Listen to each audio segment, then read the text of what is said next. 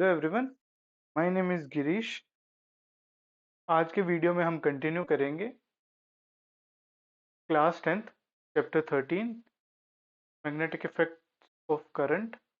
Last lecture में अपन ने देखा था मैग्नेट की प्रॉपर्टी क्या होती है और मैग्नेट क्या होता है। उसके अलावा अपन ने देखा था करंट कैरिंग कंडक्टर को अगर अपन मैग्नेटिक फील्ड में रख देते हैं तो वो कैसे बिहेव करता है। अपन ने ये भी देखा था जो करंट कैरिंग कंडक्टर होता है उसके चारों तरफ मैग्नेटिक फील्ड आ जाता है।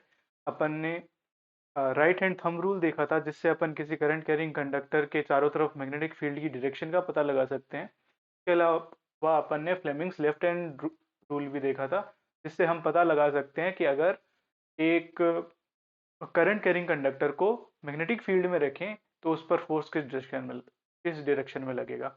आज के इस वीडियो में अपन देखेंगे कि अगर हम करंट कैरिंग कंडक्टर को किसी मैग्नेटिक फील्ड में रखते हैं तो उस कॉन्सेप्ट से अपने को पता लगता है कि उस पर फोर्स जनरेट होगा करंट कैरिंग कंडक्टर पे। तो क्या इस कॉन्सेप्ट को हम किसी प्रैक्टिकल यूज में ला सकते हैं क्या? इसके अलावा हम इसका ओपोजिट भी देखेंगे। इसके अलावा हम अपनी जो हाउस वायरिंग होती है उसके बारे में समझेंगे। के बाद में एट द लास्ट अपन इस चैप्टर के कुछ न्यूमेरिकल प्रॉब्लम सोल्व करेंगे ताकि बोर्ड्स में अगर कोई न्यूमेरिकल प्रॉब्लम आए तो उसको हम आराम से सोल्व कर सकें। तो चलिए शुरू करते हैं। सबसे पहला कॉन्सेप्ट जो अपना है वो है मैग्नेटिक इफेक्ट ऑफ करंट में अगर इलेक्ट्रिक कंडक्टर को अपन मैग्नेटिक फील्ड में रखते हैं तो उस पर फोर्स लगता है। उसकी application that is electric motor. तो इलेक्ट्रिक मोटर का प्रिंसिपल क्या होता है? इलेक्ट्रिक उसको लिख लेते हैं अपन। अगर a current carrying conductor a current carrying conductor is placed or a current carrying conductor experiences force when placed in a magnetic field। Magnetic field इसको अपन ने कल डिटेल में पढ़ लिया था कि क्यों ऐसा होता है और जो फोर्स होता है उसकी डायरेक्शन क्या होती है। आज हम उस कॉन्सेप्ट को अप्लाई करेंगे। तो हम इलेक्ट्रिक मोटर को समझने से पहले सबसे पहले अपन इलेक्ट्रिक मोटर का कंस्ट्रक्शन समझ लेते हैं। इलेक्ट्रिक मोटर का कंस्ट्रक्शन बहुत सिंपल होता है। इसमें अपन क्या करते हैं, एक करंट कैरिंग लूप लेते हैं। यहाँ पे आपको दिख रहा होगा loop A B C D. तो इस loop A B C D को अपन लेते हैं और क्या करते हैं, इस लूप जो जो यहाँ पे दिख रहा है आपको ये loop A B C D. तो इस A B C D loop को क्या करेंगे अपन, इसको मैग्नेटिक फील्ड में रख देंगे। यहाँ पे आप देख रहे हो दो मैग्नेट रखे हुए हैं, ये नॉर्थ पोल है और ये वाला अपना साउथ पोल है। इन दोनों के बीच में मैग्नेटिक फील्ड कहाँ से कहाँ तक होगा, नॉर्थ से साउथ तक मैग्नेटिक फील्ड होगा। ठीक है। तो अपन क्या करेंगे, अब इस एबीसीडी लूप में करंट फ्लो कराएंगे। करंट फ्लो कराएंगे तो क्या होगा, एक करंट कैरिंग कंडक्टर बन गया। अगर अपन इस आर्म ए बी को देखें, केवल इस आर्म ए बी को देखें तो ये एक स्ट्रेट कंडक्टर है और ये मैग्नेटिक फील्ड में रखा है। तो इस पे क्या लगेगा, फोर्स। और उस फोर्स की डायरेक्शन को अपन देखेंगे आगे। के बाद अपन क्या करेंगे, जैसे ही इसमें से करंट फ्लो होगा तो वो इस करंट इससे स्लिप रिंग से होते हुए ए बी सी डी के थ्रू दूसरी स्लिप रिंग में जाएगा और फिर इस ब्रश से होते हुए बैटरी में चला जाएगा। इस प्रकार से अपना करंट फ्लो होता चला जाएगा और जब करंट फ्लो होगा तो उस पर फोर्स लगेगा और मोटर अपनी घूमने लगेगी। इसको हम अपन अच्छे से समझते हैं। तो सबसे पहले अपन बात करते हैं आर्म ए बी की। ये वाली जो आर्म है अपनी ए बी, ये वाली आर्म ए बी, इसकी बात करते हैं। इस ए बी में करंट की डायरेक्शन देखते हैं अपन। बैटरी लगी हुई है ये, तो इसमें करंट की जो डायरेक्शन होगी वो होगी इस तरफ, ए से बी की तरफ जाएगा करंट आई। ठीक है। और इसमें मैग्नेटिक फील्ड की डायरेक्शन है नॉर्थ पोल से साउथ पोल की तरफ, नॉर्थ पोल से लेके साउथ पोल की तरफ। ठीक है। तो अपने को करंट की डायरेक्शन मिल गई, मैग्नेटिक फील्ड की डायरेक्शन मिल गई। तो अपन फ्लेमिंग का लेफ्ट हैंड रूल लगाते हैं और फोर्स की डायरेक्शन निकालते हैं। ठीक है। तो यहाँ पे आते हैं। तो ये वाला अपना करंट कैरिंग कंडक्टर है, ये वाला। ठीक है। इसमें ये वाला जो थंब है वो किसको रिप्रेजेंट करता है, फोर्स को। ये जो फोर फिंगर है वो किसको रिप्रेजेंट करती है, मैग्नेटिक फील्ड को। और ये वाली जो फिंगर है वो किसको रिप्रेजेंट करती है, करंट को। ठीक है। तो सबसे पहले अपन देखते हैं करंट किस डायरेक्शन में। करंट है ए टू बी, तो करंट है ए टू बी। अब मैग्नेटिक फील्ड की अगर अपन बात करें, मैग्नेटिक फील्ड की अगर अपन बात करें तो वह है अपोजिट डायरेक्शन में। तो मैं इधर आ जाता हूँ और अपन देखते हैं ये मैग्नेटिक फील्ड करंट जो है वो दिया हुआ है अपने को ऐसे ए टू बी, और जो मैग्नेटिक फील्ड है वो है इस डायरेक्शन में। अगर अपन इस ए बी की बात करें तो फिर जो अपना फोर्स आएगा वो कैसा आएगा, पीछे की तरफ। तो जो ए बी है, जो यहाँ पे दी हुई है ए बी, वो कहाँ जाएगा, वो पीछे की तरफ जाएगा। सिमिलरली अपन अगर सी डी की तरफ देखें तो सी डी में जो करंट की डायरेक्शन होगी वो होगी सी टू डी की तरफ। क्यों होगी, सी टू डी की तरफ, ए से बी की तरफ जाएगी, बी से सी की तरफ जाएगी और सी से डी की तरफ जाएगी। तो सी से डी की तरफ होगी डायरेक्शन। उसके बाद अगर अपन देखें सी टू डी की तरफ, मैग्नेटिक फ्लेमिंग का लेफ्ट हैंड रूल लगाते हैं अपन, तो करंट की डायरेक्शन क्या है, सी टू डी। तो सी टू डी की तरफ अपन अपनी इस फिंगर को करते हैं सी टू डी, और मैग्नेटिक फील्ड की डायरेक्शन क्या है, अगेन ये वाली। करंट की डायरेक्शन है ये वाली, मैग्नेटिक फील्ड की डायरेक्शन है ये वाली। तो फोर्स किस तरफ आया, बाहर की तरफ। तो जो सी डी होगा वो ऊपर की तरफ घूमेगा। तो आप इसको ऐसे समझ सकते हैं, ये वाला मेरा हाथ जो है वो करंट कैरिंग कंडक्टर है या करंट कैरिंग लूप है। तो उसमें क्या होगा, इस वाले पोर्शन की तरफ, इस वाले पोर्शन की तरफ जो फोर्स लगेगा वो किधर लगेगा, नीचे की तरफ। और जो सी डी है और जो पीछे वाला फोर्स पोर्शन है मेरे हाथ का, उस पे फोर्स लगेगा ऊपर की तरफ। तो मेरा हाथ कैसे घूम रहा है देखो, ऐसे ऐसे ऐसे ऐसे करके मेरा हाथ घूमने लगेगा। तो सिमिलरली जो अपना लूप है वो घूमने लगेगा। और जैसे ही आधा लूप हो जाएगा, तो आधा लूप होगा तो क्या होगा, मेरे हाथ को अच्छे से देखना, ये वाला पॉइंट में, ये मेरी जो छोटी उंगली है उसको मान लो ए, इसको मान लो बी, जो मेरी फोर फिंगर है उसको मान लो सी, और इसको मान लो डी। तो अब जब अपन ऐसे ऐसे ऐसे ऐसे हाफ साइकिल होगा तो क्या होगा, ये पोजिशन चेंज होगी, ए बी सी डी अब क्या बन गया, डी सी बी ए। इसको अपन डायग्राम से समझ लेते हैं। आधे सर्कल के बाद कंस्ट्रक्शन कैसा हो गया, तो आधे सर्कल के बाद कंस्ट्रक्शन कुछ ऐसा हो गया। अब जो करंट जो होगा वो जाएगा डी से सी, फिर सी से बी, फिर बी से करके ए की तरफ। तो अब करंट ऐसे जा रहा है, तो अब क्या होगा आप देखते हैं। अब सिमिलरली अगर अपन फ्लेमिंग का लेफ्ट हैंड रूल लगा के देखेंगे, तो अब जो सी डी है वो जाएगा नीचे की तरफ, और बी ए जो है वो जाएगा ऊपर की तरफ। तो ये फिर घूमने लगेगी। तो इस प्रकार से इलेक्ट्रिक मोटर क्या करेगी, घूमती चली जाएगी। अब आपको यहाँ पे एक डाउट आ सकता है कि ये जो अपना लूप है ए बी सी डी वो घूम रहा है, तो फिर इसमें करंट की डायरेक्शन भी तो उल्टी हो जानी चाहिए।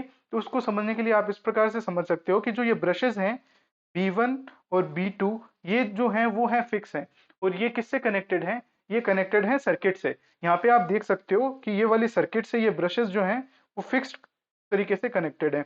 लेकिन जो स्लिप रिंग्स हैं S1 और S2, ये क्या हैं, ये कनेक्टेड हैं आपकी इस लूप से, ABCD से, या फिर कह सकते हैं ये कनेक्टेड है शाफ्ट से। तो जब ये शाफ्ट घूमती है तो इसके साथ साथ ये जो स्लिप रिंग्स हैं ये भी घूमती चली जाती है, लेकिन ये जो ब्रशेस हैं वो नहीं घूमती है। इसलिए पहले जो करंट था वो S1 से होते हुए जा रहा था। इस वाले डायग्राम में अगर अपन देखें तो पहले करंट जा रहा था S1 से ABCD, फिर वापस से S2 से B2, और उसके बाद वापस से बैटरी में। अगर अपन अब इसको देखें, अब थोड़ी देर बाद जब हाफ सर्कल हो गया है उसके बाद अगर अपन देखें तो करंट कैसे जा रहा है, करंट जा रहा है सबसे पहले अब किस में आया, ब्रश B1 में आया, क्योंकि B1 किससे कनेक्टेड है, सर्कल से, सर्किट से। B1 से किस में गया, अब की बार जो स्लिप रिंग कनेक्टेड है वो है S2। जो S2 कनेक्टेड है वो किससे कनेक्टेड है, D से। तो अब की बार करंट गया DCBA। तो ये समझ में आ गया कि हाफ सर्कल के बाद जो करंट की डायरेक्शन है वो चेंज क्यों हो रही है। या फिर जो जो सर्किट में तो करंट की डायरेक्शन सेम है, लेकिन जो अपना लूप है उसमें करंट की डायरेक्शन क्यों चेंज हो रही है, उसका सीधा सा सिंपल सा लॉजिक है। वो है कि अपनी जो स्लिप रिंग है वो इसकी डायरेक्शन चेंज कर रही है। और यहाँ पे जब आप बोर्ड में इस डायग्राम को बनाओ तो मेक श्योर कि इन दोनों स्लिप रिंग्स के बीच में कोई कॉन्टेक्ट नहीं होना चाहिए, क्योंकि स्लिप रिंग का सीधा सा मतलब यही है कि जैसे ही हाफ सर्कल कंप्लीट हो करंट की डायरेक्शन चेंज हो जाए, ताकि हमारे जो रोटेशन की डायरेक्शन है वो सेम बनी रहे। ठीक है, बहुत ज्यादा सिंपल सी चीज थी, इसको अपन ने समझ लिया। अगर आप इसको चाहो तो इसको आप लिख सकते हो कंस्ट्रक्शन को। कंस्ट्रक्शन में क्या कह सकते हैं अपन, अगर अपन कंस्ट्रक्शन की बात करें तो अपन लिख सकते हैं सबसे पहली बात, इसके अंदर एक ABCD कोयल है, ABCD coil of copper wire, let say copper wire की एक इंसुलेटेड अपने पास एक कोयल है। ठीक है, और ये जो कोयल है, कोयल coil is placed between a magnetic field, placed between two poles of magnetic field। ये समझ में आ गया, ये टू पोल्स के बीच में, two poles north and south, ठीक है। उसके बाद में अपन कह सकते हैं जो कोयल का एंड है वो कैसे कनेक्टेड है वो देख सकते हैं अपन। Two ends two ends of coil are connected with circuit, or with battery, we can say with the battery using slip rings। slip rings का नाम अपन ने क्या बोला था? slip rings का नाम अपन ने बोला था S1 and S2, okay, and these slip rings make contact with circuit using two brushes B1 and B2। तो ये हो गया अपना सर्किट, और ये हो गया अपनी इस मोटर की कंस्ट्रक्शन। अब अपन बात करते हैं इसकी वर्किंग के बारे में। तो वर्किंग के बारे में मैंने आपको बताया, शुरुआत में जो करंट था वो ए से बी में जा रहा था, फिर जा रहा था सी से डी में। तो ए बी सी डी इस लूप में करंट फ्लो कर रहा था। तो अपनी जो डायरेक्शन थी वो ए बी पे फोर्स लग रहा था नीचे की तरफ, और सी डी पे फोर्स लग रहा था ऊपर की तरफ। उसके बाद जब हाफ सर्कल हो गया तो फिर ए बी पे जो फोर्स लगने लगा वो लगने लगा नीचे की तरफ, और सी डी में लगने लगा ऊपर की तरफ। तो इस प्रकार से अपनी जो कोयल थी वो एक ही डायरेक्शन में घूमती रही, ठीक है। तो ये हो गया इसकी वर्किंग। अब अपन क्या करते हैं, अब अपन चलते हैं आगे के टॉपिक की तरफ, वो है अपना इलेक्ट्रोमैग्नेटिक इंडक्शन। तो इसके बारे में समझने से पहले अपन देख लेते हैं इलेक्ट्रिक मोटर्स के यूज क्या होते हैं। तो इलेक्ट्रिक मोटर आपने हमेशा से देखी होगी, बचपन में जिन गाड़ियों से अपन खेलते थे, रिमोट कंट्रोल गाड़ियों से, उनमें मोटर लगी होती थी। आपकी जो पानी भरने के लिए घर में मोटर लगी होती है, वो उसमें वो भी इलेक्ट्रिक मोटर ही होती है। आपकी जो इलेक्ट्रिक व्हीकल्स होती है उनमें भी इलेक्ट्रिक मोटर्स लगी होती है। अब ये तो अपने को समझ में आ गया कि जब अपन किसी करंट कैरिंग कंडक्टर को मैग्नेटिक फील्ड में रखेंगे तो वो कंडक्टर रोटेट होगा, ठीक है। अब अपन साइंस के स्टूडेंट हैं, अपने दिमाग में कुछ ना कुछ तो खुरापात चलती है। अपन को पता लग गया कि अगर किसी कंडक्टर में करंट है और उसको मैग्नेटिक फील्ड में रखा तो वो घूमेगा, ठीक है। तो अपन क्या करें, एक मैग्नेटिक फील्ड में रखें किसी भी कंडक्टर को, उसको करंट नहीं दे, बल्कि उसको अपन हाथ से घुमा दे। तो अपन हाथ से घुमाएंगे तो क्या होगा, मोशन हो रहा है, मैग्नेटिक फील्ड है। तो अब उल्टा इफेक्ट हो रहा है, पहले वाले इफेक्ट का उल्टा। तो क्या होना चाहिए, करंट जनरेट होना चाहिए। एग्जैक्टली यही कॉन्सेप्ट है अपना इलेक्ट्रोमैग्नेटिक इंडक्शन। जब अपन किसी भी कंडक्टर को एक मैग्नेटिक फील्ड में मोशन करवाते हैं तो क्या होता है, उस कंडक्टर में एक करंट जनरेट हो जाता है। इसी कॉन्सेप्ट को अपन क्या बोलते हैं, इलेक्ट्रोमैग्नेटिक इंडक्शन। तो इसको अपन लिख लेते हैं, कॉन्सेप्ट को बोलते हैं इलेक्ट्रोमैग्नेटिक इंडक्शन, ठीक है, इलेक्ट्रोमैग्नेटिक इंडक्शन। तो ये क्या होता है, इसकी डेफिनेशन भी लिख लेते हैं। इसको कह सकते हैं upon the phenomena of producing current in a conductor due to relative motion between the conductor and the magnet,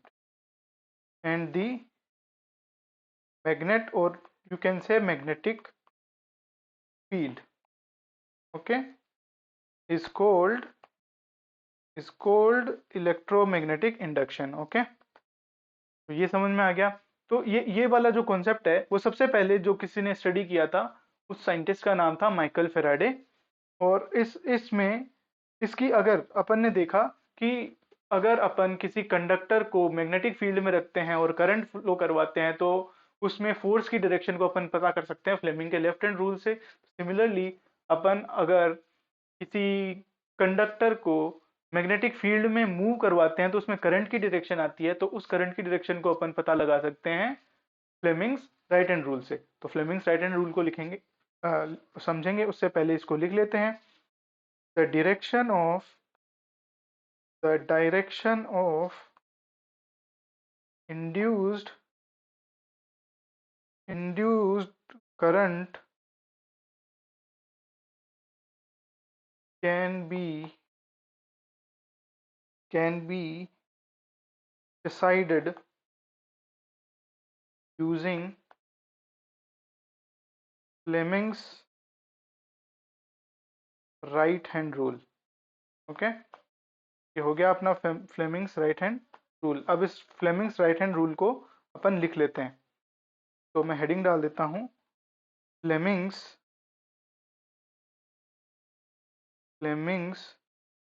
right hand rule. ठीक है, फ्लेमिंग्स राइट हैंड रूल में क्या होता है, ये एकदम फ्लेमिंग्स लेफ्ट हैंड रूल जैसा ही है, बस थोड़ा सा डिफरेंस है। इसको अपन एक डायग्राम से समझते हैं कि अपने पास क्या है कि एक मैग्नेटिक फील्ड है नॉर्थ टू साउथ, ये दो पोल्स रखे हुए हैं, इनके कारण अपने पास क्या हुआ, एक मैग्नेटिक फील्ड जनरेट हुआ बी।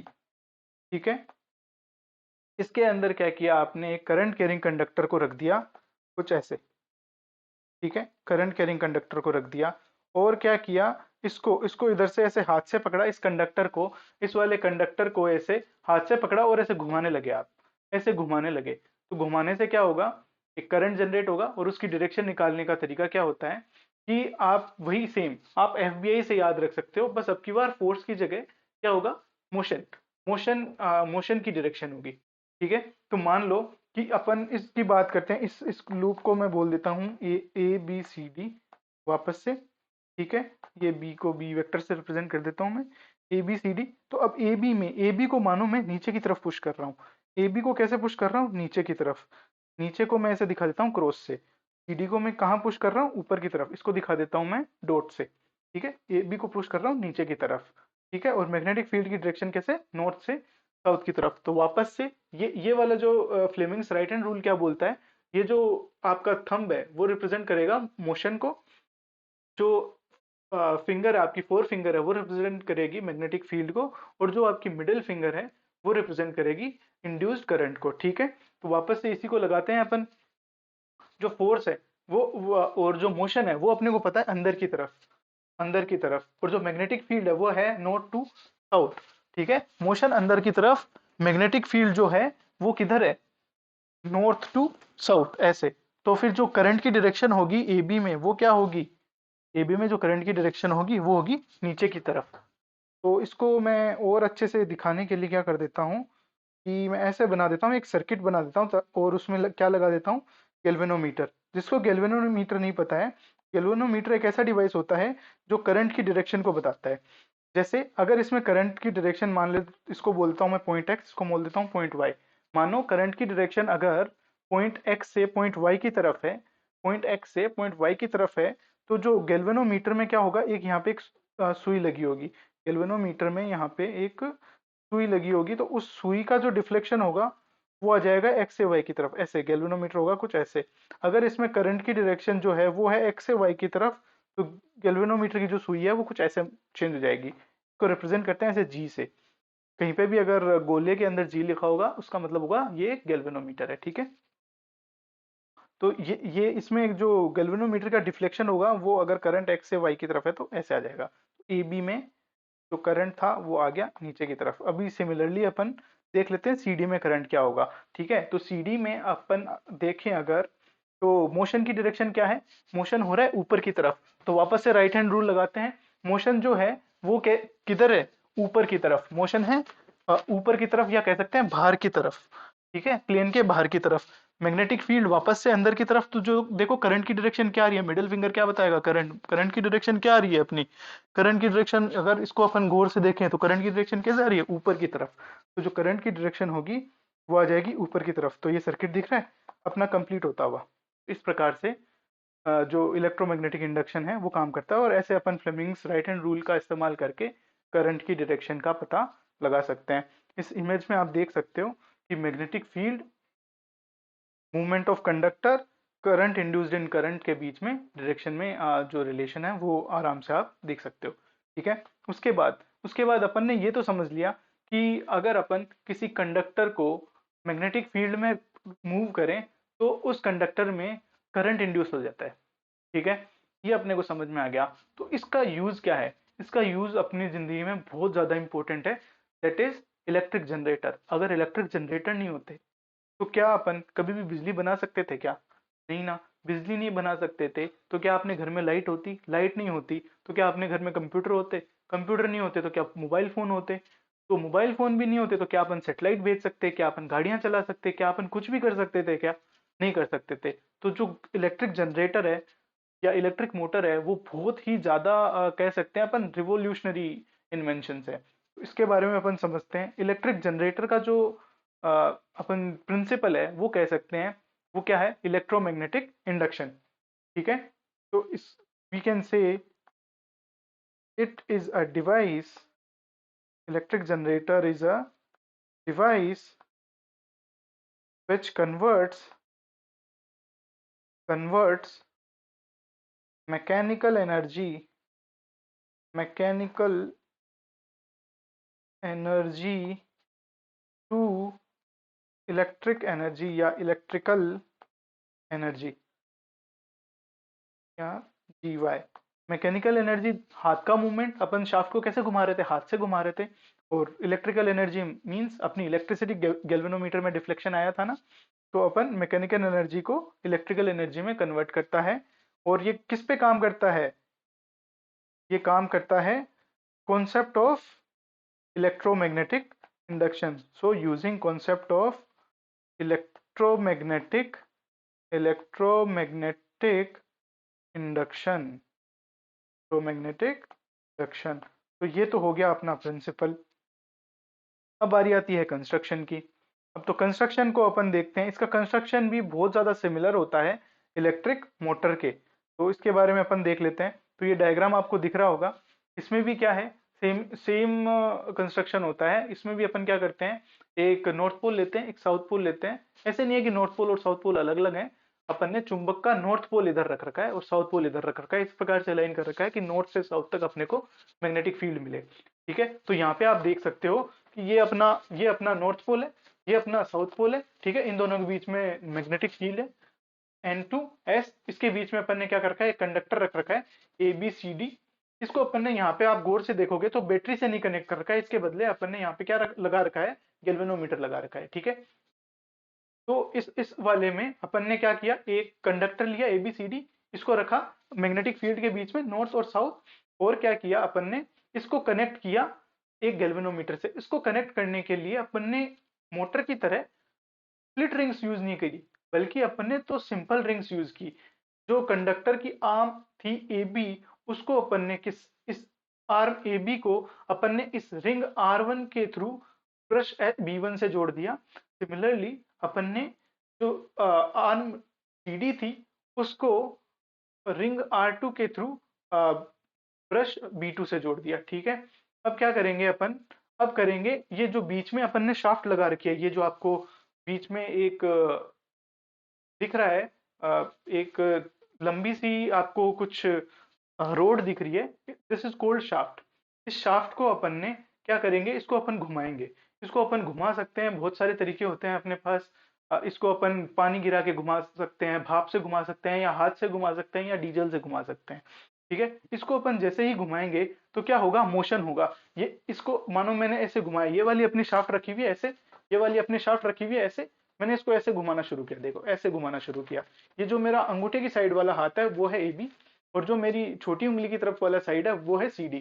इसको मैंने ऐसे घुमाना शुरू किया, देखो ऐसे घुमाना शुरू किया। तो हाफ रिवोल्यूशन के बाद क्या होगा?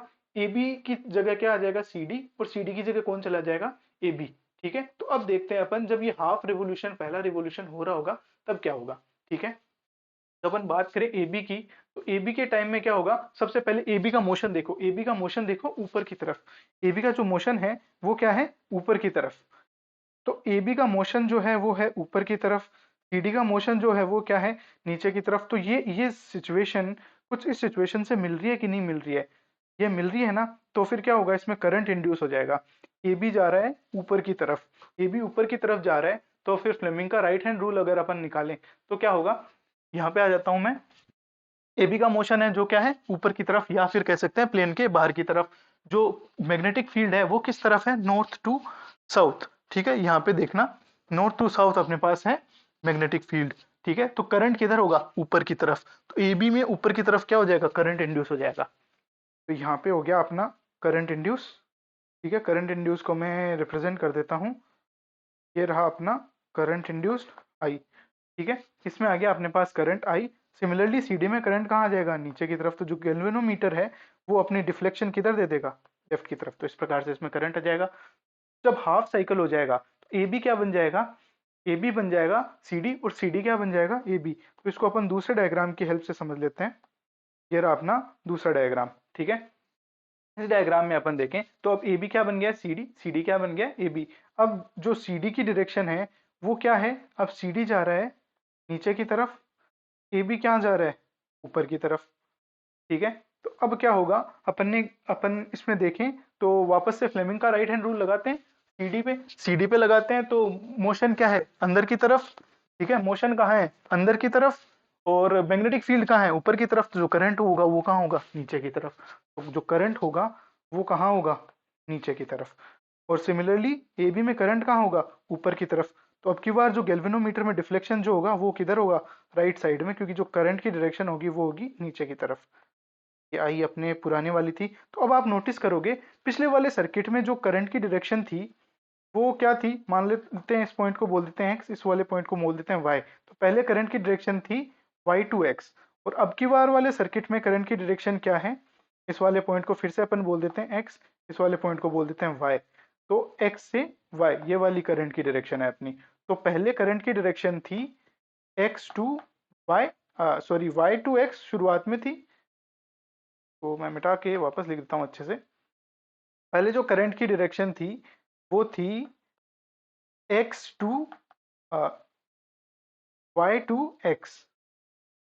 पहले करंट की डायरेक्शन थी अपनी y to x, y to x। अब करंट की डायरेक्शन क्या हो गई, x टू y। तो हाफ साइकिल में क्या हुआ, करंट की डायरेक्शन दो बार चेंज होगी, पहले y टू x, अब x टू y। तो ये क्या होता है, ऐसी इलेक्ट्रिसिटी का अपन इस्तेमाल करते हैं, और इस इलेक्ट्रिसिटी को बोलते हैं ऑल्टरनेटिंग करंट। क्यों, क्योंकि ये अपनी डायरेक्शन को क्या करता जा रहा है, चेंज करता जा रहा है। तो और जो आपके सिलेबस में जनरेटर है वो एसी जनरेटर ही है। तो बोर्ड में आपसे क्वेश्चन पूछ सकते हैं कि एक रिवॉल्यूशन में, यानी एक चक्कर में जो कोयल है वो जब अपना एक चक्कर पूरा करती है उसमें करंट की डायरेक्शन कितनी बार चेंज होती है। तो इसको देख के आप समझ सकते हो करंट की डायरेक्शन कितनी बार चेंज होती है, दो बार चेंज होती है। तो ये अपना एक क्वेश्चन हो गया। इसका अपन ने प्रिंसिपल समझ लिया, इसका अपन ने कंस्ट्रक्शन समझ लिया, का अपन ने वर्किंग समझ ली। तो अपने को जो जनरेटर था वो हो गया क्लियर। तो अभी तक अपन ने इलेक्ट्रिक मोटर का कॉन्सेप्ट समझ लिया। इलेक्ट्रिक मोटर का कॉन्सेप्ट समझने के बाद अपन ने इलेक्ट्रिक जनरेटर का कॉन्सेप्ट समझ लिया। अब बारी आती है अपने डोमेस्टिक इलेक्ट्रिक सर्किट्स की। जो डोमेस्टिक इलेक्ट्रिक सर्किट्स होते हैं वो क्या होते हैं, अपने घर में जो इलेक्ट्रिक सर्किट होता है वो कैसे बना होता है और उसका इस्तेमाल अपन कैसे करते हैं, उसके बारे में अपन डोमेस्टिक इलेक्ट्रिक सर्किट्स में पढ़ते हैं। उसको पढ़ने से पहले अपने को यह पढ़ना जरूरी है कि जो टाइप्स ऑफ करंट क्या होते हैं। अपन ने देखा कि जब अपन जनरेटर को पढ़ रहे थे तो देखा कि एक बार में एक रिवॉल्यूशन जब अपना जनरेटर पूरा कर रहा था तो फिर करंट की डायरेक्शन दो बार चेंज हो रही थी। तो एक तो वो करंट हो गया जिसमें करंट की डायरेक्शन बार बार चेंज होती है। एक अपने पास करंट होता है जो अपनी नॉर्मल बैटरी होती है उसमें से निकलता है। तो वो वाला जो करंट होता है वो होता है जिसकी डायरेक्शन कभी चेंज नहीं होती, वो हमेशा उस बैटरी के पॉजिटिव साइड से हमेशा नेगेटिव साइड की तरफ रहती है। तो वो हो गया दूसरा करंट। इसमें करंट की डायरेक्शन चेंज नहीं होती, तो इसलिए इसको बोलते हैं डायरेक्ट करंट। तो इन दोनों करंट्स के बारे में पढ़ लेते हैं और इन दोनों में जल्दी से कंपैरिजन कर लेते हैं, उसके बाद अपन डोमेस्टिक वायरिंग की तरफ आएंगे। तो इन दोनों करंट्स में पहला जो डिफरेंस होता है वो मैंने जैसे आपको बताया, AC reverses AC reverses its direction,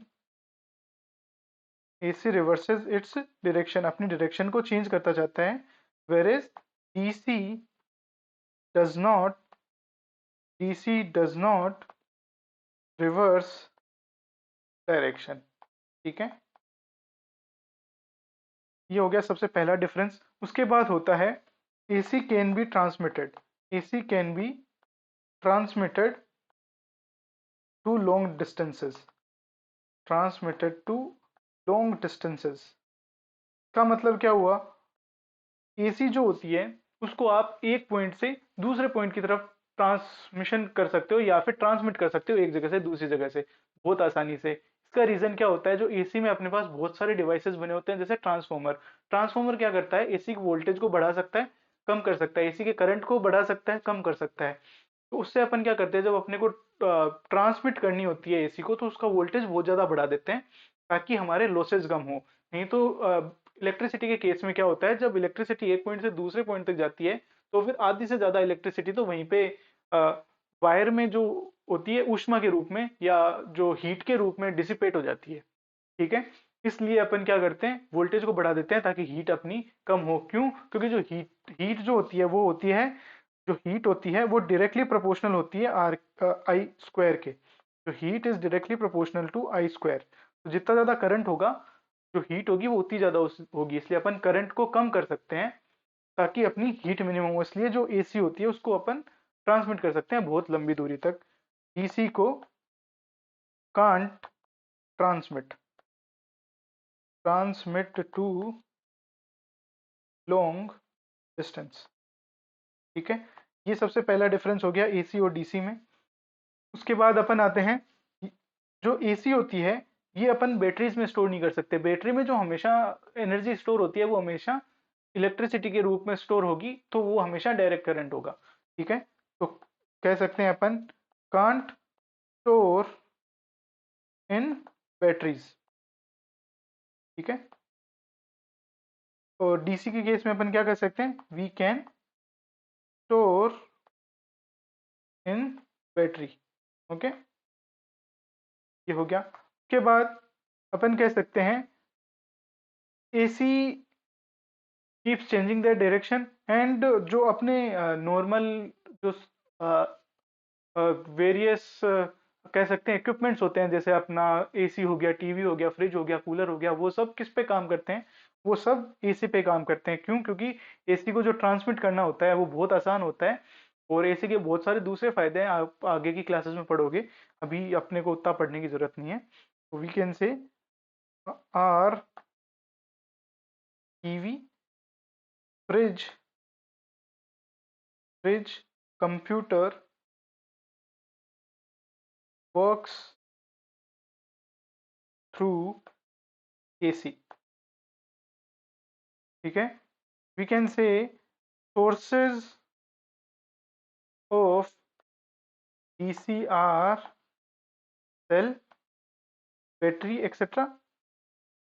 ठीक है, और our let's say remote, the TV remote, it works on AC, sorry it works on DC. तो ये अपन ने एसी और डीसी में डिफरेंसेस के बारे में पढ़ लिया।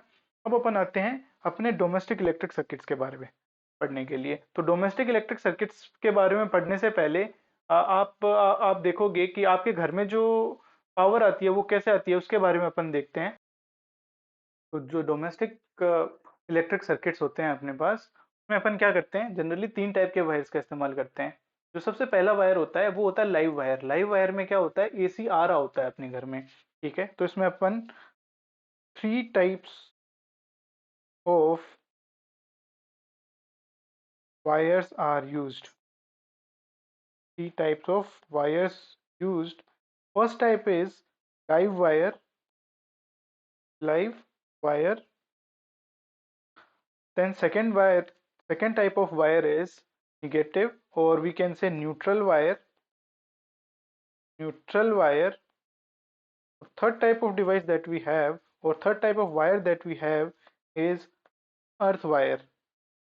ठीक है, जो लाइव वायर होता है उस वो क्या करता है, करंट को बाहर से, या फिर जो ग्रिड होती है या जो बाहर आपका खंबा लगा होता है उससे आपके घर में जो एसी को डायरेक्टली लेके आता है, और इसका जो कलर होता है वो होता है रेड। के बाद आता है न्यूट्रल वायर। न्यूट्रल वायर क्या करता है, ये आपका सर्किट कंप्लीट करता है। आपके घर में एसी आ तो गई, पर आपने जितनी भी जगह आपने देखा तो वो हमेशा, अपन जब सर्किट के बारे में बात कर रहे थे तो वो सर्किट हमेशा क्लोज होता था तभी इलेक्ट्रिसिटी बहती थी। अगर सर्किट क्लोज नहीं होता था तो इलेक्ट्रिसिटी नहीं बहती थी। इसलिए क्या करता है, जो लाइव वायर आता है वो आपके घर में आता है, आपके डिवाइसेस के थ्रू होता हुआ वो न्यूट्रल वायर में कनेक्ट हो जाता है, फिर न्यूट्रल वायर वापस खंबे में चला जाता है। जो न्यूट्रल वायर होता है उसको अपन हमेशा यूज करते हैं ब्लैक कलर का वायर। ठीक है, न्यूट्रल वायर के लिए अपन यूज करते हैं ब्लैक वायर। और अर्थ वायर होता है, वो होता है प्रोटेक्शन के लिए। आपने देखा होगा अपने घर में कभी कभी जब आप किसी अप्लायंस को यूज कर रहे होते हो, लेट से टीवी, तो आपके हल्का सा करंट आता है, या आपने मोबाइल को चार्ज कर रहे हो तो आपके हल्का सा करंट आता है। तो वो किस कारण आता है कि आपका पोटेंशियल और जो अर्थ का पोटेंशियल होता है वो होता है हल्का सा डिफरेंट। तो जो जो सर्किट होता है वो आपके थ्रू अर्थ में जाके कनेक्ट हो जाता है। जैसे आपका पोटेंशियल ज्यादा है, आप कनेक्टेड हो उस अप्लायंस से, और जो अप्लायंस है या जो आप है वो आप खड़े हुए हो सीधा जमीन से, तो आपके थ्रू जो करंट होता है वो सर्किट से आता है या फिर अप्लायंस से आता है। जैसे कि लेट से टीवी, टीवी से आप में आता है और आपसे जमीन में चला जाता है, इसलिए आपको हल्का सा झटका लगता है। तभी आप, कई बार ऐसा होता है रबर की चप्पल पहन के जब आप करंट आने वाली चीज के हाथ लगाते हो तो आपको करंट नहीं आता है, क्योंकि आपके और धरती के बीच में रबर आ जाता है। ठीक है, तो आपको झटका ना लगे इसके लिए अपन इस्तेमाल करते हैं अर्थ वायर का। तो अर्थ वायर क्या करता है, आपने प्लग में देखा होगा, प्लग में क्या होता है, ऊपर एक छोटा सा गोल सा बड़ा सा एक होल होता है, जो होल अलग होता है, उसको आपको देख के लगता होगा ये ऐसे ही है, वो ऐसे नहीं है, वो आपकी सेफ्टी के लिए होता है। तो उसमें क्या होता है, एक ग्रीन कलर का वायर लगा होता है जो जाके जमीन में गड़ा होता है। तो इन केस अगर आपके अप्लायंसेस का, अगर पोटेंशियल डिफरेंस आपसे अगर ज्यादा हो जाए तो उन केस वो उस पोटेंशियल डिफरेंस को किसके बराबर कर देता है, अर्थ में भेज देता है वो एक्स्ट्रा करंट को। के कारण क्या होता है, आप उस अगर डिवाइस को टच करते हो तो आपको करंट नहीं आता, और इसमें मैंने आपको बता ही दिया ये होता है ग्रीन कलर का। ठीक है, और जनरली क्या होता है, जो लाइव वायर और न्यूट्रल वायर होता है उसमें जो पोटेंशियल डिफरेंस होता है वो हर हर कंट्री में अलग अलग होता है। जैसे यूएस में 110 वोल्ट यूज करते हैं वो, 110 वोल्ट डीसी यूज करते हैं। इंडिया में क्या करते हैं अपन, अपन यूज करते हैं 220 वोल्ट। तो कह सकते हैं द पोटेंशियल डिफरेंस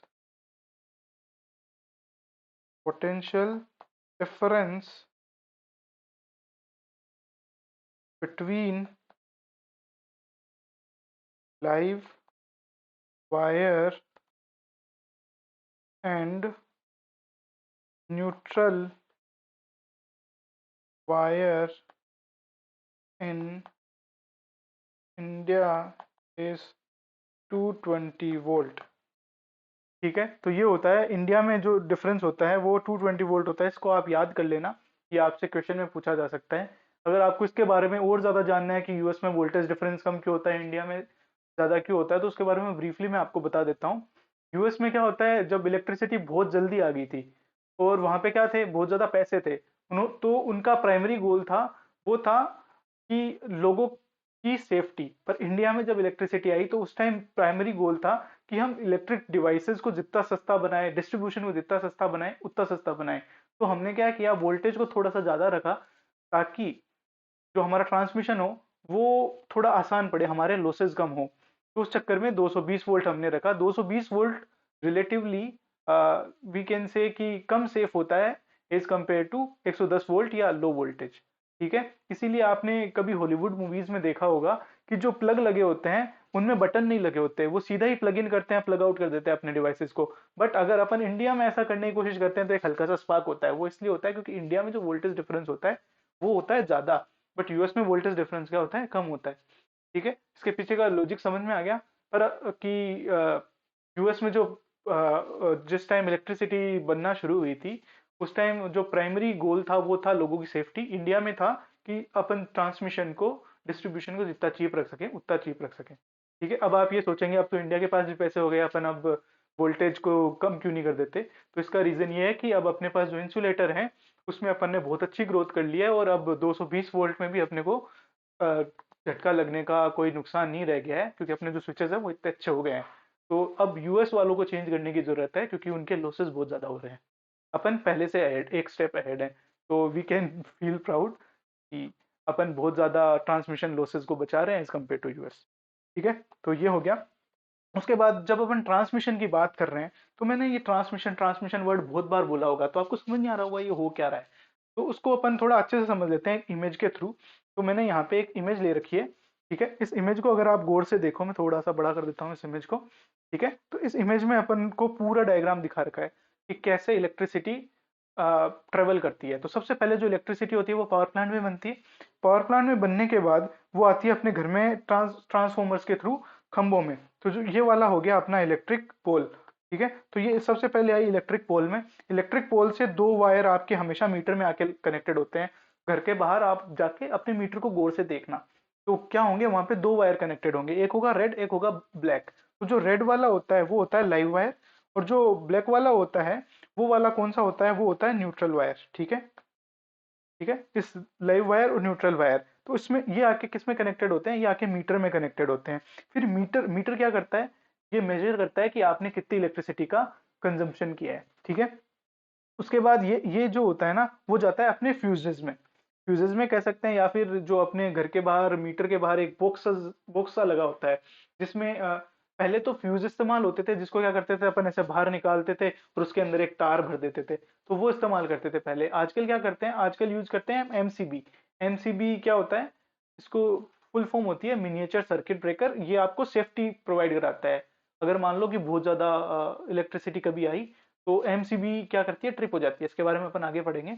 तो ये फिर मीटर से अपना जाता है सेफ्टी डिवाइसेस में, अपन कह सकते हैं मीटर से अपने सेफ्टी डिवाइस में अपना वायर जाता है। फिर सेफ्टी डिवाइस से होके अपने अप्लायंसेज में जाता है। ये रहा अपना लेट से सेफ्टी डिवाइस डिवाइस और इस मेन स्विच के आसपास से सेफ्टी डिवाइस लगे होते हैं। ठीक है, इसको अगर आप बंद करोगे तो पूरे घर की इलेक्ट्रिसिटी चली जाएगी। ठीक है, फिर यहाँ से इसके बाद अपना वायर जो होता है वो जाता है अपने लेट से प्लग में। प्लग में आप देखोगे एक प्लग में होता है लाइव वायर, एक में होता है neutral wire.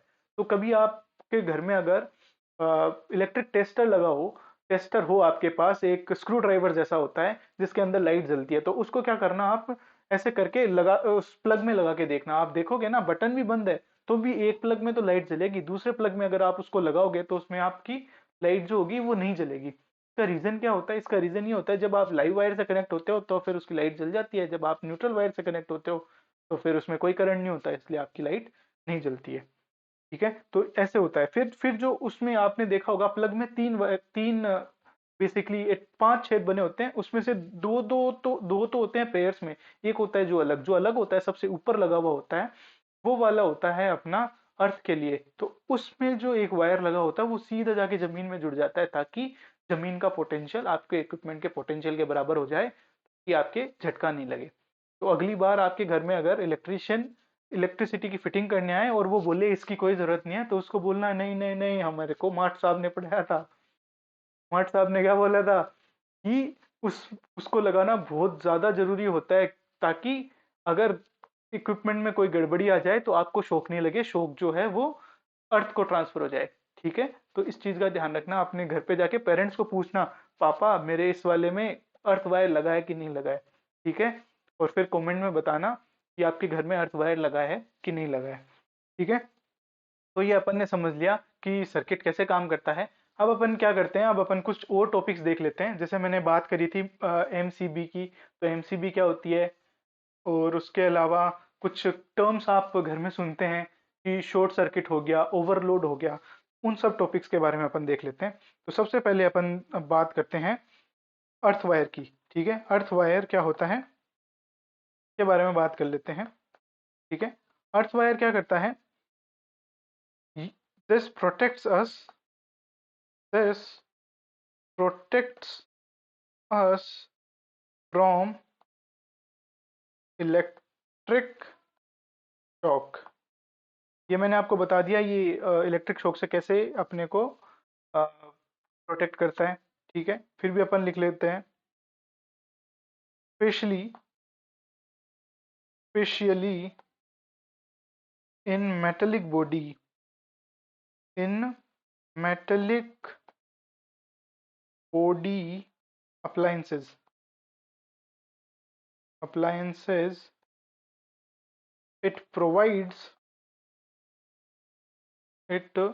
provides a a low resistance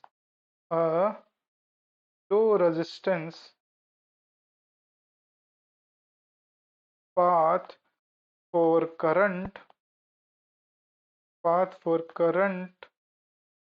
in case of leakage, case of leakage। ठीक है, उसके बाद अपन दूसरे पॉइंट के बारे में पढ़ते हैं, वो है अपना ओवरलोडिंग। ठीक है, ओवरलोडिंग। ओवरलोडिंग क्या होता है, आपने कई बार सुना होगा कि आपको बोलते हैं आपके घर में जो इलेक्ट्रिसिटी होती है ना, वो अच्छे से नहीं आ रही होती है, या फिर आपके घर में कई बार क्या होता है, बहुत ज़्यादा क्या होता है, वो टीवी या फ्रिज अचानक जल जाते हैं, तो आपके पेरेंट्स बोलते हैं क्या हुआ, तो बोलते हैं कि ओवरलोड हो गया इसलिए जल गया। तो ओवरलोडिंग में क्या होता है, आपके जो कमरे से जो वायर आ रहा होता है, लाइव वायर आ रहा होता है रेड कलर वाला, उसमें जो इलेक्ट्रिसिटी है ना, वो कंडक्टर की कैपेसिटी से ज़्यादा आ जाती है या डिवाइस की कैपेसिटी से ज़्यादा आ जाती है। तो उस केस में क्या होता है, ज़्यादा इलेक्ट्रिसिटी आएगी तो ज़्यादा हीट प्रोड्यूस करेगी। आप इसको ऐसा समझ सकते हो कि एक छोटा सा अपने पास इस पेंसिल की साइज का, ये पेंसिल इतना पतला सा पाइप है, इसमें आप बहुत ज्यादा अगर तेज पानी डालोगे तो क्या होगा, इसको अगर इतने मोटे पाइप से आप कनेक्ट करके पानी डालोगे तो क्या होगा, हो सकता है ये फट जाए। तो सिमिलरली ऐसा होता है अपने डिवाइसेस के साथ, बहुत ज्यादा करंट आता है तो वो क्या हो जाए, फट जाता है। करंट क्या होता है, कुछ नहीं होता, इलेक्ट्रॉन से तो बहते हैं बहुत ज्यादा तेज तेज। तो अगर बहुत ज्यादा इलेक्ट्रॉन इस पतले से में आ जाएंगे तो क्या होगा, ये फट जाएगा बेचारा। तो यही होता है। तो अपन ओवरलोडिंग को लिख सकते हैं, when current drawn is more than the more than the current carrying capacity, current carrying capacity of a conductor। ठीक है, उसके बाद अपन समझ सकते हैं इसके कोज क्या हो सकते हैं। आपने सोचा तो होगा कि ओवरलोडिंग हो जाती है, पर इसके कुछ कारण तो होंगे, ऐसे तो है नहीं कि अपने आप ही हो जाता है। तो इसके कोजेस देख लेते हैं अपन, कोजेस क्या होते हैं। इसके कोजेस हो सकते हैं एक्सीडेंटल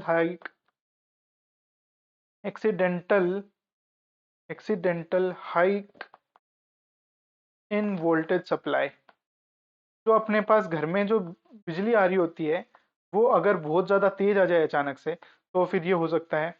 या फिर क्या हो सकता है, use of more than one appliance one appliance in a single socket, in a single socket. ये हो सकता है।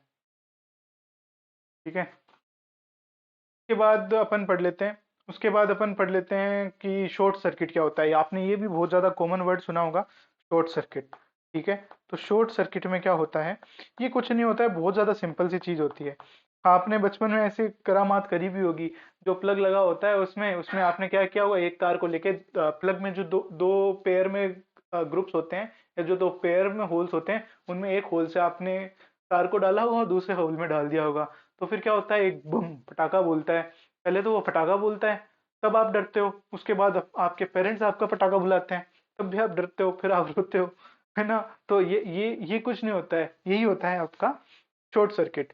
ठीक है, तो इसको समझ लेते हैं कि शॉर्ट सर्किट क्या होता है, इसको लिख लेते हैं। असलियत में इसमें हो क्या रहा होता है शॉर्ट सर्किट के केस में, शॉर्ट सर्किट के केस में जो आपका न्यूट्रल वायर होता है, वो कनेक्ट हो जाता है किसके साथ, लाइव वायर के साथ। ये वाला ब्लैक वाला है आपका न्यूट्रल वायर, ब्लैक वाला है आपका न्यूट्रल वायर, और ये जो रेड वाला है आपका क्या है, लाइव वायर। तो जो ये दोनों अगर वायर एक दूसरे से कनेक्ट हो जाएंगे तो क्या हो जाएगा, ब्लास्ट हो जाएगा। यहाँ पे भी देख सकते हो आप, जब आप तार डालते थे इन दोनों के बीच में, जूम इन करके आपको दिखा देता हूँ, जब आपके पास ये एक स्विच होता था, एक ये होल होता था, इन दोनों को जब आप तार से कनेक्ट कर देते तो ब्लैक और रेड वाला वायर जो होता था आपस में कनेक्ट हो जाता था, और क्या हो जाता था, धूम धड़ाका हो जाता था, है ना। तो ये होता है शॉर्ट सर्किट। तो इसके बारे में लिख लेते हैं अपन। तो शॉर्ट सर्किट कब होता है, when live wire when live wire comes in direct contact with neutral wire with a neutral wire। Okay. तो इससे होता क्या है, इससे क्या होता है, आपके जो सर्किट का जो होता है वो रेजिस्टेंस बहुत ज्यादा घट जाता है। वो जो रेजिस्टेंस होता है वो बहुत ज्यादा घट जाता है। आप अगर किसी वायर से कनेक्ट करोगे रेड और ब्लैक वाले वायर को, तो क्या होगा, उनके बीच का जो रेजिस्टेंस होगा वो उतना ही रह जाएगा जितना उस वायर का रेजिस्टेंस है। और आपको पता है जो वायर होते हैं उनको इस्तेमाल इसीलिए करते हैं क्योंकि उनका रेजिस्टेंस जो होता है वो ज्यादा कम होता है। Resistance of circuit becomes low, then क्या हो सकता है, it can result in overloading overloading. ठीक है। तो ये हो गया अपना आपका शॉर्ट सर्किट। उसके बाद मैंने जब मैं आपको पढ़ा रहा था कि कैसे अपने घर में इलेक्ट्रिसिटी आती है, तो मैंने आपको एमसीबी के बारे में बताया था या फ्यूज के बारे में बताया था। तो ये जो फ्यूज और एमसीबी जो होते हैं उनको अपन क्या बोलते हैं, सेफ्टी डिवाइसेस। तो इनके बारे में पढ़ लेते हैं अपन, सेफ्टी डिवाइसेस। ठीक है। तो सेफ्टी डिवाइसेस क्या होते हैं, सेफ्टी डिवाइसेस ऐसी चीजें होती है जो अपने अप्लायंसेस को जो अपने अप्लायंसेस को प्रोटेक्ट करके रखती है। ठीक है, अपने अप्लायंसेस को प्रोटेक्ट करके रखती है। तो इनके एग्जाम्पल क्या हो गए, इनके एग्जाम्पल हो गए फ्यूज, एमसीबी या फिर अर्थ वायर। तो सेफ्टी डिवाइसेस क्या करते हैं, दे प्रोटेक्ट आर अप्लायंसेस, पीईएस अप्लायंसेस। ओके। कैसे प्रोटेक्ट करते हैं वो मैंने आपको बता दिया। अब इनके एग्जाम्पल देख लेते हैं। इनके एग्जाम्पल होते हैं इलेक्ट्रिक फ्यूज, फिर आते हैं अर्थ वायर, और फिर आता है आपका एमसीबी। पहले क्या होते थे, इलेक्ट्रिक फ्यूज होते थे।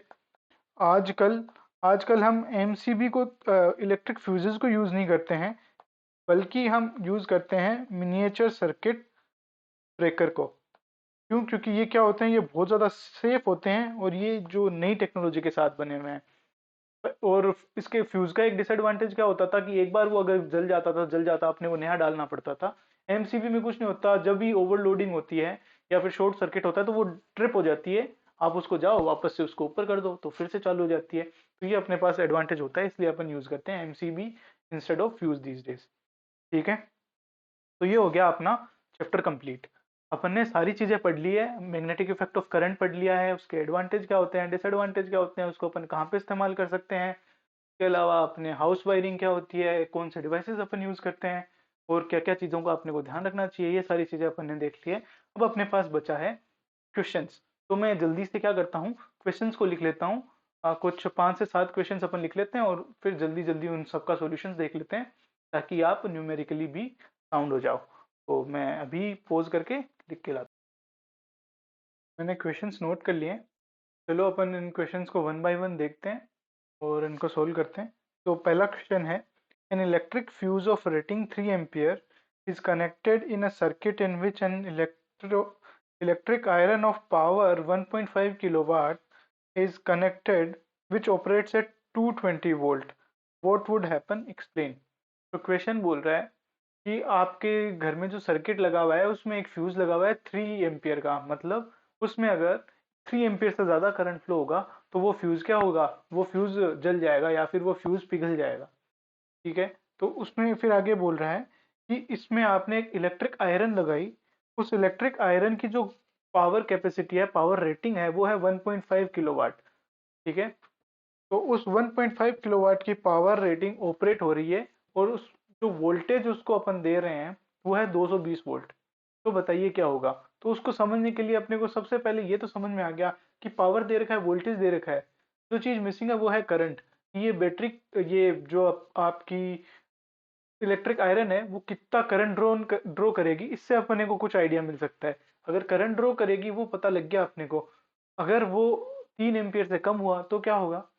तो अपनी जो पावर, जो कह सकते हैं कि इलेक्ट्रिक आयरन है, वो आराम से फंक्शन करेगी। अगर उसने 3 एम्पियर से ज्यादा पावर ड्रॉ किया तो क्या होगा, वो फ्यूज जल जाएगा। ठीक है, तो फिर इसको अपन समझते हैं। तो सबसे पहले अपने को क्या निकालना पड़ेगा, इसको सोल्व करने के लिए क्या करेंगे अपन, सबसे पहले अपन लिख लेंगे अपने को क्या क्या दिया हुआ है। तो पावर इज इक्वल टू दी हुई है 1.5 किलोवाट।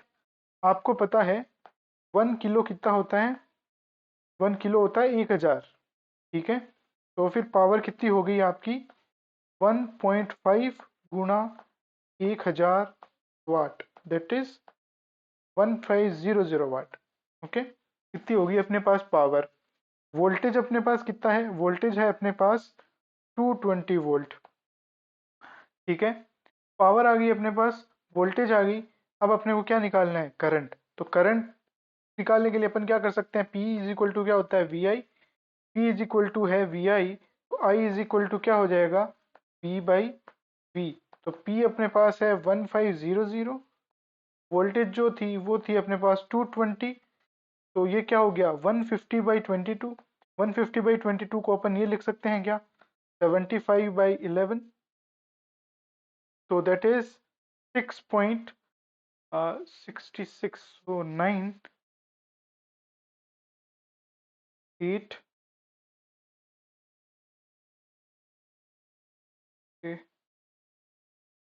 7 11 6 जा 66, then 9 and 0 8 2 0, so 6.81 ampere, we can say the current is 6.81 ampere। जो अपने पास फ्यूज की रेटिंग है आई मैक्स, उसको मैं लिख देता हूँ मैक्सिमम। यानी अगर 3 एम्पियर से ज्यादा करंट गया तो वो क्या होगा, फ्यूज जो होगा वो होगा, वो पिघल जाएगा। तो I max is equal to अपना 3 ampere. Here we can say since I is greater than Imax, we can say a fuse will blow and circuit fuse will blow and circuit will break। ठीक है, ये हो गया अपना first question. Second question is list 4 important features of domestic electric circuit, draw a schematic diagram of common domestic circuit showing live, neutral and earth। तो चलो इस question को सोल्व करते हैं। सबसे पहले इसने बोला है कि 4 important features of domestic electric circuit. तो सबसे पहले पहला जो अपन कह सकते हैं फीचर है वो क्या है, वो है appliances appliances connected in parallel. Here you can see कि ये और ये डिवाइसेस को अगर आप देखोगे तो ये किस में कनेक्टेड है, पैरेलल में कनेक्टेड है। ये तीनों डिवाइसेस अगर आप गौर से देखोगे तो ये पैरेलल में कनेक्टेड है। क्यों, क्योंकि पैरेलल में जो वोल्टेज होता है वो सेम रहता है, और अपने हर एक अप्लायंस को फंक्शन करने के लिए क्या होता है, सेम वोल्टेज की जरूरत पड़ती है। अगर किसी अप्लायंस को 220 वोल्ट की जरूरत पड़ती है और अगर आप उसको 100 वोल्ट ही दोगे तो फिर वो अच्छे से काम नहीं करेगा। ठीक है, तो अपने को सबसे पहले सारे अप्लायंसेस को क्या करना चाहिए, पैरेलल में कनेक्ट करना चाहिए। तो ये सबसे पहला फीचर हो गया। के बाद आता है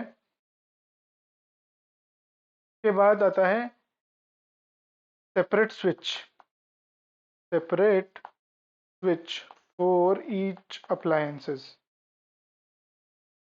for each appliance, APP। Okay, क्यों, क्योंकि ऐसा तो है नहीं कि आप एक बटन दबाओ और आपके घर की सारी लाइटें ऑन हो जाए। आप चाहते हो एक बटन दबाओ तो एक लाइट ऑन हो, दूसरा बटन दबाओ तो पंखा ऑन हो, तीसरा बटन दबाओ तो टीवी ऑन हो। है ना, इसलिए सेपरेट स्विच होना चाहिए सबके लिए। उसके बाद थर्ड है अपना fuse connected to avoid damage. क्यों? अपन ने अभी पीछे वाला क्वेश्चन किया था, अगर फ्यूज कनेक्टेड था तो अगर 3 एम्पियर करंट आया, 3 एम्पियर से ज्यादा करंट आया उस सर्किट में, तो क्या हुआ कि वो फ्यूज पिघल गया और अपने जो सर्किट था उसमें करंट नहीं गया। अगर उसकी जगह अगर वो 6.8 एम्पियर करंट चला जाता तो हो सकता था कि अपनी जो आयरन थी वो खराब हो जाती, उसकी रेटिंग हो सकता है आ, मान लो 5 एम्पियर होती, और अगर उसको आप ज्यादा एम्पियर करंट दे देते तो वो खराब हो सकती थी। ठीक है, हालांकि उस एग्जाम्पल में ऐसा नहीं था, पर अगर ऐसा होता तो खराब हो सकती थी। Let's assume a hypothetical. ठीक है, ओके। फिर और we we have to make sure कि अपने पास सेफ्टी अप्लायंसेस पूरे हों। उसके अलावा अपने पास एक और चीज होनी चाहिए, that is in each circuit, in each circuit different different appliances can be connected. Appliances can be connected connected across live and neutral wire। ठीक है, तो ये हो गए अपने चार फीचर्स। उसके बाद आता है, क्वेश्चन में बोल रहा है कि draw symmetric diagram of common domestic circuit. ठीक है, तो कॉमन डोमेस्टिक सर्किट का यही डायग्राम होता है। सबसे पहले पोल से आपकी जो इलेक्ट्रिसिटी के दो live wire and neutral wire आपके मीटर में आते हैं। मीटर से वो आपके मेन स्विच में जाते हैं, मेन स्विच से वो फ्यूज से होते हुए जो आपके अप्लायंसेज होते हैं या वो आपके जो स्विच बोर्ड होते हैं वहां तक जाते हैं, और स्विच बोर्ड से एक वायर जो होता है वो अर्थ में चला जाता है। तो ऐसा डायग्राम आपको बना देना है। इसको आप अपने हिसाब से बना सकते हो, आपको इतना सुंदर बनाने की जरूरत नहीं है। तो ये हो गया। अब अगले क्वेश्चन की तरफ आते हैं। ये क्वेश्चन जो है वो है अपने चैप्टर के स्टार्टिंग पार्ट से। ठीक है, तो इसको देखते हैं। A uniform magnetic field exist in the plane of paper pointing from left to right. In the field, electron and proton moves as shown.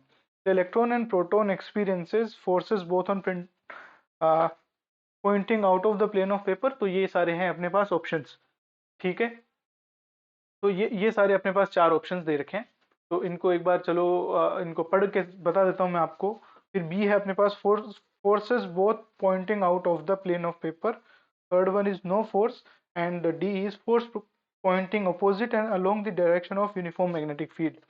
तो ये अपने पास है क्वेश्चन। तो इसको सोल्व करने का क्या तरीका है, इसमें अपने को पता है कि एक चार्ज जो है, ये वाले इस डायग्राम को अगर अपन देखें अच्छे से, तो इस वाले डायग्राम में अपने को दिख रहा है, इस वाले डायग्राम में एक चार्ज है जो मूव कर रहा है। एक बार अपन केवल प्रोटॉन को छोड़ देते हैं, इलेक्ट्रॉन की बात करते हैं। एक चार्ज मूव हो रहा है मैग्नेटिक फील्ड में। एक चार्ज मैग्नेटिक फील्ड में होता है तो फोर्स जनरेट होता है। ये कहाँ पढ़ा था अपन ने?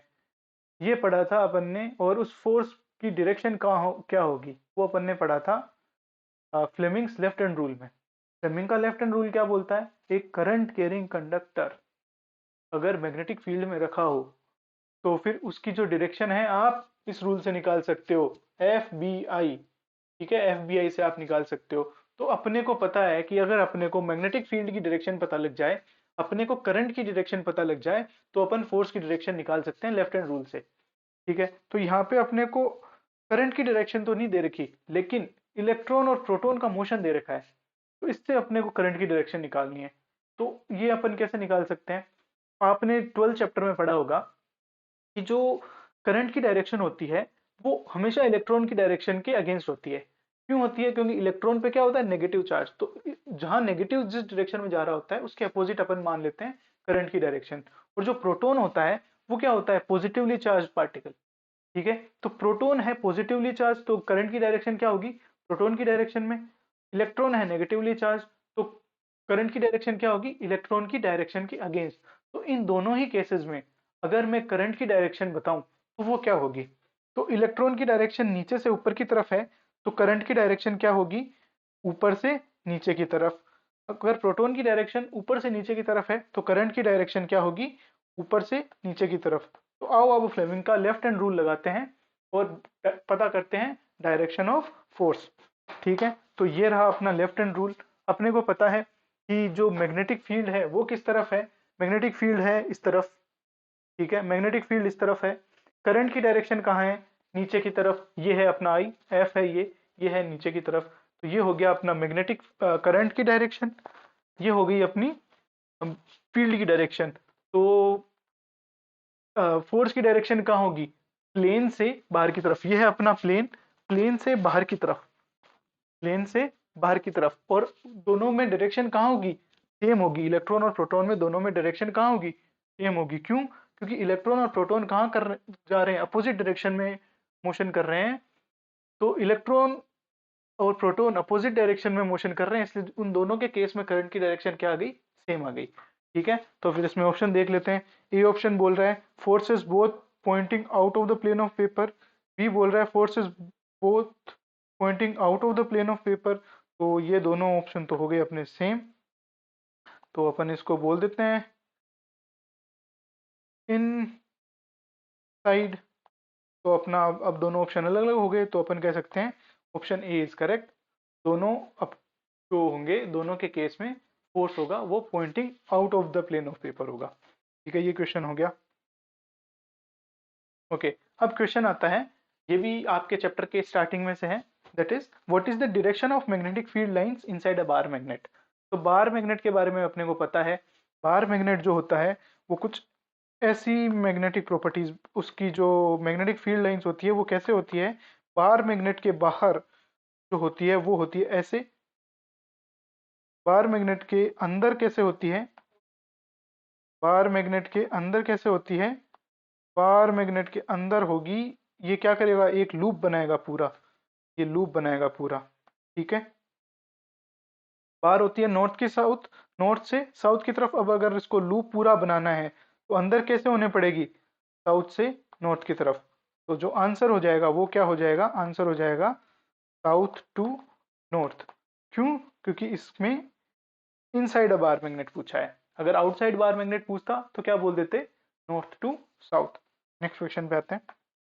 Why are magnetic field lines more crowded towards the pole of the magnet? ये पूछ रहा है कि जो पोल ऑफ द मैग्नेट के पास ये वाली लाइंस बहुत ज्यादा क्राउडेड क्यों है? यहाँ पे आप देखो, यहाँ पे आप देखो, तो बहुत ज्यादा क्राउडेड है। इसका रीजन क्या है? तो इसका सिंपल सा रीजन है, जो पोल्स हैं उसके पास मैग्नेटिक फील्ड की इंटेंसिटी क्या है? ज्यादा है। आंसर में कह सकते हैं because because magnetic field intensity at the poles is high. Okay, magnetic field intensity at the poles is high. Okay, तो ये हो गया।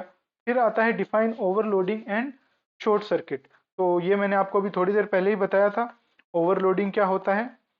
ओवरलोडिंग क्या होता है? जब करंट कैपेसिटी से ज़्यादा आ जाए। और शॉर्ट सर्किट क्या होता है? शॉर्ट सर्किट होता है, शॉर्ट सर्किट होता है जब करंट क्या हो? जब आपका लाइव वायर और न्यूट्रल वायर एक दूसरे के साथ कनेक्ट हो जाएं। आपको डेफिनेशन देखनी है, इस नोट्स में थोड़ा ऊपर जाओगे आप। मैंने ये बताया था ओवरलोडिंग, ये रहा अपना ओवरलोडिंग, और फिर ये रहा अपना शॉर्ट सर्किट। में मैंने अच्छे से बताया था, इनके कॉजेज भी बताए थे। तो ये चीज़ें आप देख सकते हो। तो इस प्रकार से अपन ने कुछ क्वेश्चंस भी कर लिए।